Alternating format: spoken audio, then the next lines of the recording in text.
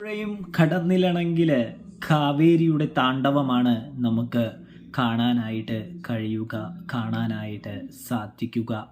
അതായത് കാവേരിയാണെങ്കിൽ നിവിൻ്റെ കാമുകിയെ ജയബാലൻ്റെ മകളെ തല്ലി താഴെയിടുന്നൊരു കാഴ്ച. ജയബാലൻ്റെ മകളാണ് കാവേരിയുടെ റൂട്ടിലേക്ക് ചെന്ന് കയറി കൊടുക്കുന്നത്. ഇതേ സമയം നമ്മുടെ കാവേരി പറയുന്നുണ്ട്, നീ എന്തിനാണ് എന്നെ ഇങ്ങനെ ഉപദ്രവിച്ചു കൊണ്ടിരിക്കുന്നത്? നിൻ്റെ അച്ഛനും നിൻ്റെ എല്ലാവരും ചേർന്ന് എൻ്റെ അച്ഛനെ ഉപദ്രവിച്ചതല്ലേ എന്ന് ചോദിക്കുമ്പോൾ, അതല്ലേ കാവേരി ട്രെൻഡ് എന്ന് ചോദിക്കുന്നു. വില്ലന്മാരല്ലേ ജയിക്കേണ്ടത് എന്ന് ചോദിക്കുന്നു.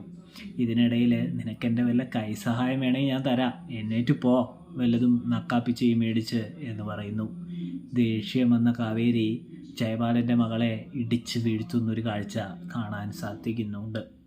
ഈ കണ്ണൂർക്കാരി, അതായത് കണ്ണൂർക്കാരൻ നമ്മുടെ അരവിന്ദൻ്റെ മകൾക്ക് നിൻ്റെ ഒന്നും ഊപ്പിടി കണ്ട് പേടിക്കേണ്ട ആവശ്യമില്ല, നിന്നെയൊന്നും ഞാൻ പേടിക്കില്ല എന്ന് ഡയറക്റ്റായിട്ട് മുഖത്തു നോക്കി പറയുന്ന കാവേരിയെ കാണാനായിട്ട് സാധിക്കുന്നുണ്ട്.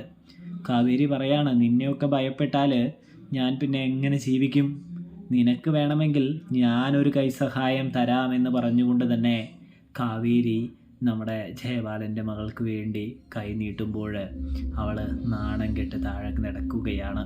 ഇതേസമയം മേലിൽ ഇമ്മാതിരി പ്രവൃത്തിയും കൊണ്ട് എൻ്റെ വഴിയിലേക്ക് കയറി വന്നാൽ നീ നല്ല രീതിയിൽ മേടിക്കും മോളെ, ഇത് എൻ്റെ താക്കീതാണ് നിനക്കുള്ളത് എന്ന് പറഞ്ഞുകൊണ്ട് തന്നെ കാവേരി അവിടെ നിന്ന് പോകുമ്പോൾ